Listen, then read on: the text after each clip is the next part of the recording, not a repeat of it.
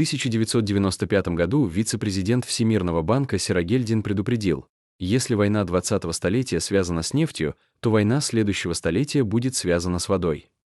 В засушливой уйгурской автономии ежегодно более 30 миллиардов кубометров воды из трансграничных рек утекает в соседние государства – Казахстан и Россию. Это вызывает вопрос: почему бы не использовать эти ресурсы в рамках программы уйгурской автономии по превращению пустыни Такламакан в цветущий оазис?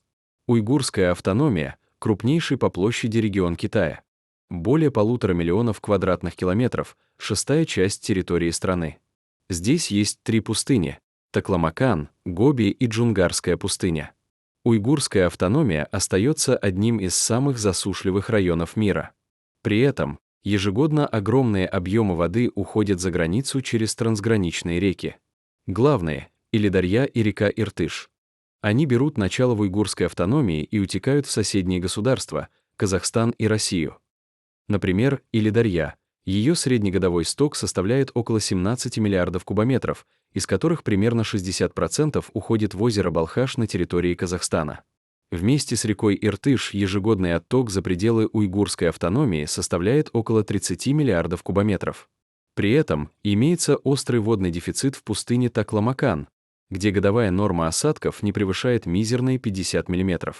Почему же в уйгурской автономии до сих пор не перекрыли эти реки?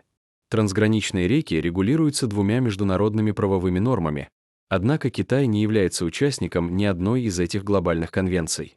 В настоящее время Китай и Казахстан заключили ряд двусторонних соглашений, но они касаются только вопросов охраны окружающей среды трансграничных рек и не накладывают ограничений на вопрос распределения водных ресурсов.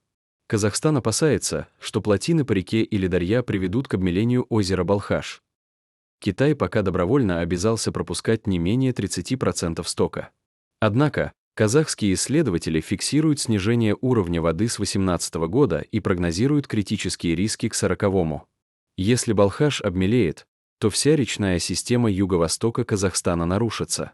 Регион заметут пыльные бури, которые доберутся вместе с солью до верхних предгорий Алатау, где растают ледники и накроют селями Алма-Ату и могут снести город. Образование токсичных пылевых бурь из-за пересыхания дна озера сделает весь юго-восток Казахстана непригодным для жизни. Китай уже заключил соглашение со странами Центральной Азии, создал совместные комиссии и механизмы координации. Но единого плана распределения вод по всем бассейнам нет.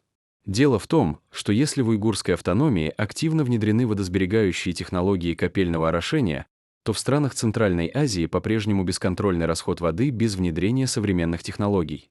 Уйгурская автономия внедряет и другие меры. Микроорошение и трубчатые технологии повышают эффективность сельхозводопотребления, а ГЭС дают и электричество, и орошение. Реки Илидарья и Иртыш — не просто водные артерии, а основа экосистем. Например, Иртыш — единственная в уйгурской автономии река, относящаяся к бассейну Северного Ледовитого океана. В его притоке, реке Буркин, обитают редкие виды, например, таймень, имеющие огромное значение для биоразнообразия. А уйгурская река Кара-Иртыш образует озеро Зайсан, важный экологический бассейн Восточного Казахстана. Разумное использование трансграничных вод в уйгурской автономии и бесхозяйственность в странах Центральной Азии рано или поздно войдут в противоречие. Возникает логичный вопрос: зачем уйгурской автономии ограничивать свои потребности в водных ресурсах, если соседи не внедряют водосберегающие технологии? Совместное строительство гидроузлов, как на реке Харгос, под полным контролем специалистов из уйгурской автономии поможет избежать катастрофического сценария для Казахстана. В итоге, просто перекрыть реки — это лишь усугубляет или решает проблемы. А как считаете вы? Пишите комментарии. Если Илидарья завершается в Казахстане, то Иртыш несет свою воду дальше, в Северный Ледовитый океан. Иртыш берет начало на севере уйгурской автономии, пересекает казахстанское озеро Зайсан, затем в России называется Обь и впадает в Северный Ледовитый океан. Сток Иртыша огромен — 21 миллиард тонн. Из них за пределы уйгурской автономии утекает 11 миллиардов тонн, то есть внутри уйгурской автономии остается меньше 50%. Тем не менее, по годовому стоку Иртыш занимает второе место в уйгурской автономии, уступая лишь Илидарье. Если сохранить уходящую воду, можно было бы кардинально улучшить экологию уйгурской автономии, которая самый удаленный от моря регион мира. Знаменитая пустыня Такламакан находится на юге уйгурской автономии. Это вторая в мире среди подвижных пустынь. Почвы там засолены. Суровые условия сильно сдерживают экономику. Чтобы облегчить водный дефицит, предлагались разные проекты. Переброска вод из Бахайского залива, Красная река и другие, но большинство из них лечат лишь симптомы, а не причину. Самый простой и эффективный способ — превратить Иртыш во внутреннюю реку уйгурской автономии. На основе этой идеи и был разработан проект Фухэ — Благодатная река. По расчетам профессора Шихэцзэского университета, если перехватить сток Иртыша, можно будет озеленить пустыню Такламакан и получить почти 7 миллионов гектаров дополнительной пашни. На этих 7 миллионах гектаров можно с помощью умных машин выращивать хлопок. При урожайности примерно $6,5 тысяч с гектара. Годовая стоимость продукции достигнет почти $44 миллиарда, прибавка в 8% к ВВП уйгурской автономии. Средний доход населения вырастет с 9 тысяч до почти 11 тысяч долларов.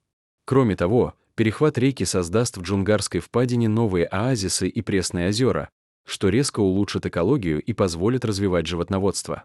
Проект также обещает огромный энергетический эффект. Пустыня в Джунгарской впадине имеет площадь почти 5 миллионов гектаров.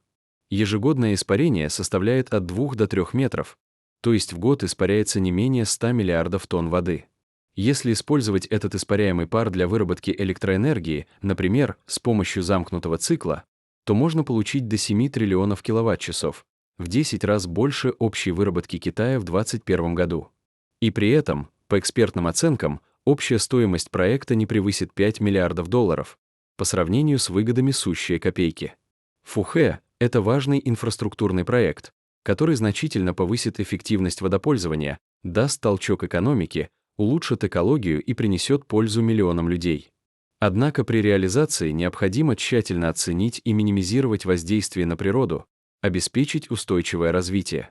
Есть и технические сложности, как гарантировать безопасную и стабильную работу. Кроме того, нужна координация всех заинтересованных сторон. Самый яркий пример — позиция Казахстана, страны нижнего течения. Хотя, теоретически, перехват стока в верховьях не должен нанести вреда соседу, ведь русло остается почти полноводным.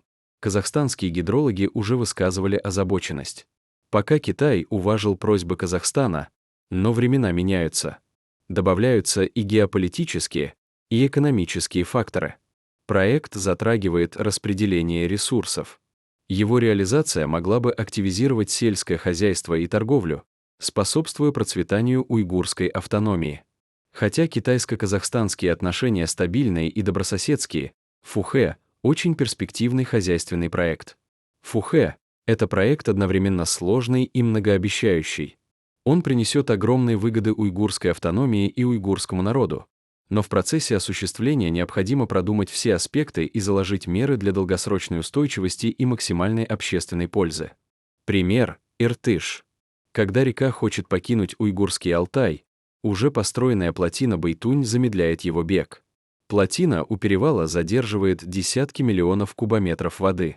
Резервуар этой плотины служит начальной точкой для канала Иртыш-Карамай-Урумчи.